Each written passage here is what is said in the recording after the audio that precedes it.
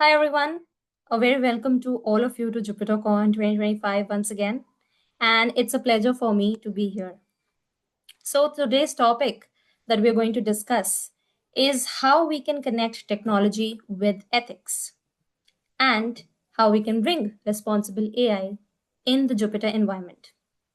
Now, what I mean by responsible AI is building ML systems which are explainable, fair, and accountable. They're not just powerful, they are very responsible, as very much in its name. And that's what we are going to explore how we bring these principles in the Jupyter environment right next to your code. So, here's a little intro about me. I am Yashasvi Mishra, currently a software engineer at Pure Storage India, a long-time Pythonista, and an open source contributor. Apart from my professional pursuits, I love to mentor underrepresented folks in tech, and I advocate for diversity and inclusion. That is exactly what has shaped my interest in responsible AI as well, because I solely believe that building tech is surely fun, but building trustworthy tech is even better. So, all of us gathered here mostly work in Jupyter. And according to various other reports, around 80% of data science work starts and ends in Jupyter notebooks. Yet, it's very strange that governance, fairness checks, all of it happens outside it. And it will take months for it to come. And most of the times, it does not even happen at all. So, the question that I am asking everybody here is why not bring responsible AI in Jupyter itself? Imagine if Jupyter can host a complete responsible AI workflow right from experimentation to the ethics review. This would not just help us, have a look at the performance of the model, but also understand why is it performing that way. And it would actually change how we are trusting the models, right? How we are understanding it. So, before I dive deeper into the session, here's the agenda for today. First, we'll have a look at the model development, which we do using scikit-learn and other ML foundations, followed by checking on interpretability using tools like SHAP, then fairness audits using Fairlearn, and experiment tracking using MLflow, and finally, governance and narrative in the Jupyter Notebook. So, I'll be making very concrete here. I will basically here that this problem that we're going to talk about today is something that you have come across before. It's the approval prediction model. And this could actually represent like loan approvals, job applications, healthcare access. These are those everyday problems wherein bias very quietly creeps in and shapes the outcome. And the data set that we're going to use here is going to be a very public data set like UCI credit or an adult income data set. And one thing that I would like to make it very clear here is that we are not going to chase a 99% accuracy here. We are going to understand why a certain prediction is being made. Okay. So that we can basically justify this concept of responsible AI, wherein we need to focus on clarity before we go ahead with complexity, right? So, coming to this first step, model development in Jupyter.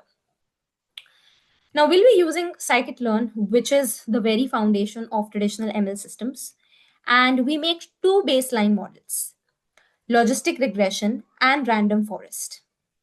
And then we split the data into training and testing set as we always do.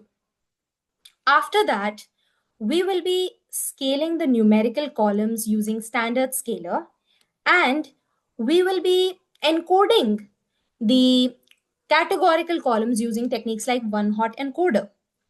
After that, we will do hyperparameter tuning using grid search CV. And finally, we evaluate the model performance using different metrics like accuracy, precision, recall, F1 score, like we all have done before, right? And here our goal is going to be building a very interpretable system.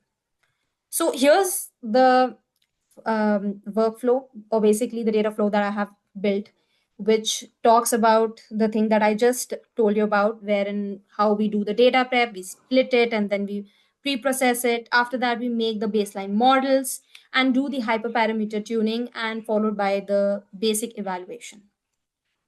Here's the code implementation for the same. And you can see that in the output, we have the results for both of the baseline models. Now, let's come to the second step. Once the model is trained, we move on from asking this question of how well the model is doing to what the model is doing. And that's where the tool SHAP, or Shapley Additive Explanations, comes into picture. Now, SHAP, what it does is that it will tell us that which column or feature or basically the attribute is contributing towards the prediction, and or what are the columns which are opposing the prediction. So in our case, the data that we are using there, like if we take the example of income or credit score, are they pushing the approvals up or not? And the columns like age and gender, are they negatively influencing the prediction? And if we jump onto this slide where we have implemented SHAP, and you see the outcome here, you can see that here's a summary plot which gives us a global pattern of the different columns and how they are performing on the complete sample data. Each dot on this graph gives us a story of how the model has passed its judgment on each case and person, right? So it's we can basically say that how explainability bridges the gap between a complex model and human understanding. It helps us to completely understand what is happening before we even can talk about fairness. So, with this, we come to the third step, which is fairness with Fairlearn. And what fairness does is it brings, it basically, transfers us from talking about transparency to talking about social responsibility. And with Fairlearn, what happens is that we understand how well is the model performing on the different subgroups. So when we apply Fairlearn, there are two very important metrics that we measure. First one being the demographic parity difference, and the second one being the equalized odds difference. So the first one, that is the demographic parity difference, talks about um, how well are the approval rates there for different subgroups. And the equalized odds talk about how the error is distributed amongst different subgroups. So we talk about both of the like basically the distribution of both the approvals and the errors. So we can very clearly say, and we come to this code, and you can see that we have applied Fairlearn here. And if we come to the output, we can say that the different columns here, or basically the features, influence the output. As you can see, the gender and race are influencing it in a manner, and we see that like a male gender tends to have a higher selection rate. However, a female gender does not, right? So, and even in the race, you can see that there's a vast difference between group A and group B. So, this bias is something that comes to our notice only when we use Fairlearn, right? And it's very I mean, it would be a wrong expectation for us to expect that, Fairlearn itself should be fixing it. No. I think something that is very important before fixing a problem is to know the problem. And that's exactly what Fairlearn helps us to do here. It brings the problem to our notice when we can actually start with the discussion and the final action to fix the issue. So that's what the importance of a tool like Fairlearn is. With this, we come to see the accountability in action. Now, using ML Flow, the model, each model, parameter, metrics, and artifacts are logged right from the Jupyter. And with this, maybe you can compare the metrics along with your model. You can reproduce your past experiments, and you can even track the model performance over time. With ML Flow, you have an audit trail in your hand, and the notebooks are not transient as before. They are living records of their decisions. So I would love to say that with ML Flow, basically, your notebook becomes an auditable artifact, which finally lays the foundation for compliance and collaboration. So here's the code wherein we have applied MLflow. And after saving the SHAP summary, we make sure that we will be logging the parameters, metrics, and the artifacts as I just stated. And with this, we come to the final step of our process, that is governance. And what happens with governance is that it will connect the technical transparency with the human storytelling, right? And what happens here is that we make sure that we make Jupyter a live documentation space. We can use to do that.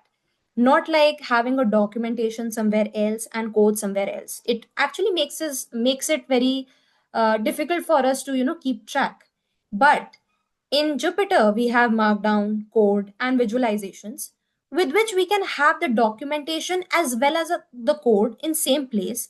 And when somebody new is looking at it, can understand it from A to Z.